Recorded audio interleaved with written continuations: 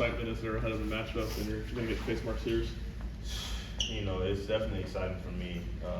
I always want to play the best. So, you know, he's obviously has a season that's been really, really good so far. So, I'm just, excited to play against somebody that has a lot of hype behind him and has been playing well and just trying to figure out ways to stop that. What's the key to a quick turnaround, especially when the 2 games that you're dealing with are both really physical games? I think just, preparation. I don't think preparation will ever fail you, in any aspect, even outside of basketball. I think that's one of the big things that we're coming in and just, knowing that throughout this season we're not changing our game plan. We adjust and we improve, but we never change what we do. And especially on the defensive end, we know it's going to be a very physical game with, both the teams that we're playing next. And we're just excited to have that physicality and to play against teams that are really good. That's what basketball's all about, competition. Hey, Jahmai, when this week started, how hard was it to focus on Auburn, now Alabama, as opposed to, man, we got Auburn, Alabama, South Carolina, Kentucky. How hard is it just to compartmentalize that? Yeah, I think it's for a lot of players and a lot of teams it can be overwhelming. But for us, we just broke it down like it's an NCAA tournament. We take it one game at a time. 64, and then so on. And right now, we're just trying to focus on the team that's next. We were keyed in on Auburn, only focused on Auburn. We weren't thinking about any other team after that. Now that game is over, we're focused on Alabama, and we're not worried about any other team after that. So you can't win 2 games after this one. You got to focus on the game that you're playing right now and win the game that you're playing right now. And that's all we're thinking about. We're not forward thinking about anything. To us, it's still a long season ahead, and we want it to be even longer and continue to have a lot of games to play. So that's our mindset going in. How important or valuable is an experience like this where you're kind of playing in a title game before you actually get into the NCAA tournament? I think it's definitely something that will benefit us. It's gonna show our toughness and show our resilience and our ability to adjust in the game, which I think is gonna be important in a game like this. They run and they go up and down, and they're very they don't go away from what they do. They've shown throughout this whole season that they're not gonna go away from the offense that they run. And so no matter what we throw at them, they're going to figure out a way to adjust to that, but they're not going to change what they do, and we're not going to change what we do. So I think just the preparation that goes behind in this Alabama game is going to help us in all the other games that come until after this one. After the Auburn game, Dalton said that he wanted to get matched up on Broome because he's one of the best in the league. How have you seen Dalton embrace those tough matchups, especially heading into this Alabama game? I think that's just Dalton wanting to be a competitor. In my eyes, I think they play 2 totally different positions. So I didn't think they were gonna put Broome on DK as much as they did, and obviously DK is gonna he's an amazing offensive player. So I think he's just excited for big games, and he's just as competitive as I am. And I think that's why we both click on and off the court, because we want to win. That's our main goal. We want to win. We want to get better. Individually and as a team. And that's just this kind of conversations that I have with him, just going into the next game, just all right, who we're playing, who's their key guys, who are guys that might surprise us off the bench. We look at stuff like that, and that just makes him a competitor. It makes me a competitor as well. Does Coach Barnes change at all this time of year, or is he kind of just the same intense person he's been all year? Do you sense kind of a next level?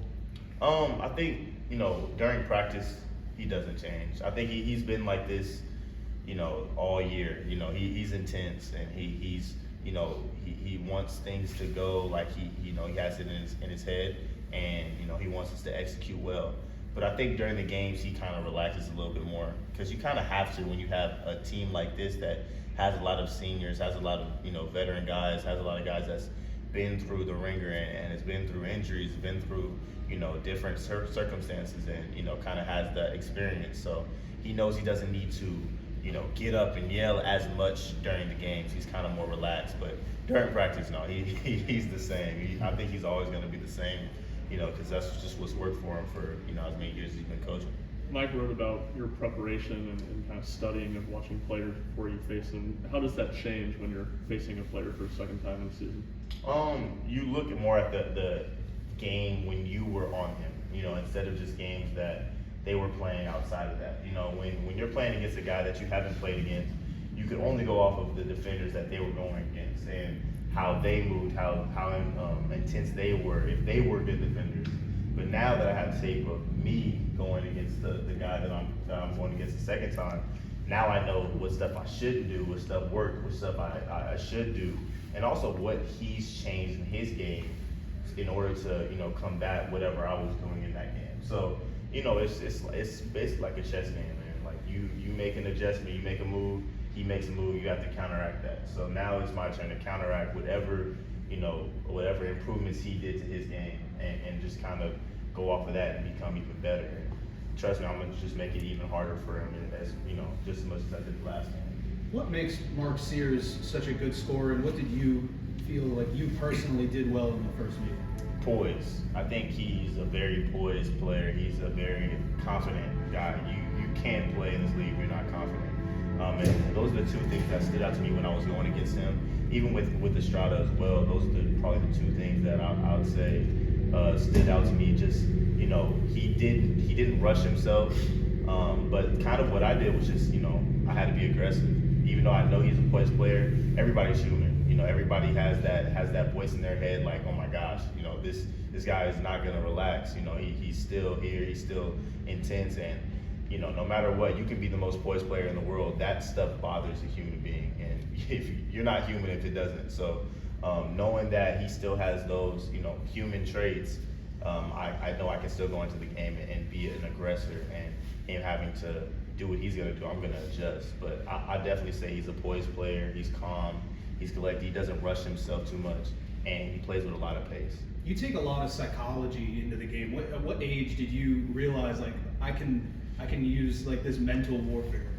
My mom was a big psychology, you know, she was a psychology major too. So she, you know, I think ever since I was probably 12, you know, it was something that she really keyed in on me. And I think it's something that's underrated, and I don't see a lot of players use it. But me, man, basketball is a game. You know, basketball is a game, and you know, people play with emotion, and you can use that emotion that people play with to use that against them. You know what I'm saying? So it's definitely something that I use every time I go on the court, just because you can use that on basketball and outside of basketball. It's just human behavior. What you do is going to be a response, and whatever response they have, how you're going to counteract that is going to be your game plan. And that's what I come in. I go in and I look at the guy's face, I look at their eyes, look at their body language, you know, and if I know that they're a little bit off, they're not feeling as confident, oh, that's when, you know, you go in for the kill. So that's stuff that I've been using ever since I was, you know, little defensively, and I'm starting to use more on the other side of the ball offensively to do that to defenders. If they feel like, you know, a little bit more backed up, a little bit more on their heels, that's when I should go attack. So I'm continuing to get better and better with that, but I think the sky's the limit when you use psychology. It can, you know, take you far. Compared to last year or the year before, do you feel any sort of difference around this team heading into March? I think last year, this time, we were still getting kind of used to Sakai not being here.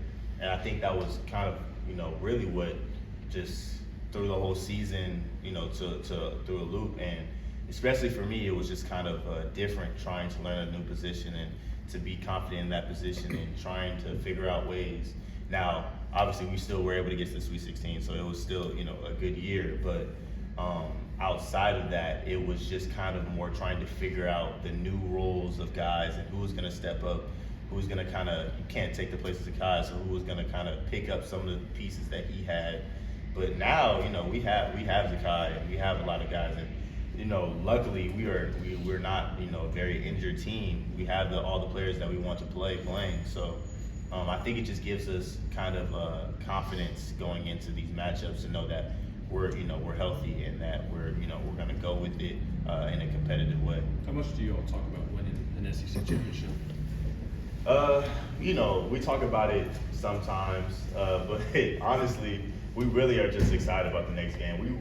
We're the kind of team, like, we know these type of teams don't come around often, so we're taking it one game at a time. We don't want to look ahead. You know, we want to keep this bunch together, and we want to take it one game at a time and really look forward to each game that we're playing. You know, because this is a special season, it's a special year. We want to make it, you know, as long as possible. How do you see Jonas flip that switch when he's on the court? Because he's a very nonchalant guy off the court, but when he's on the court, sometimes he's like screaming. He said he was yelling out a lot of cuss words after that one dunk. So how do you see him flip that switch? It's funny, you know, with Jonas, you kind of have to challenge him at times, and you have to compliment him too at the same time. You have to let him know that you are the best center in this league, and you have to believe that. When he believes that, it'll go a long way. You know what I'm saying? I think that's one of the best traits of Jonas, is that he can kind of flip that switch. He's very nonchalant off the court, you know, very to himself. You know, he still has his goofy days, but you know, I'm around him so much that, you know, when I know I can go at him and I can get him going, I'll do it, and I know what buttons to push. So I think that's just something that, you know, I think I know Jonas as well as anybody, you know, so I know kind of what buttons to push to make him really go out there. But as time went on, man, he does it on him. He does it to himself. You know, he sees a matchup, he wants to go at somebody, he will. So he definitely has that fire in him. Anything else for Jahmai? Thanks, Jahmai.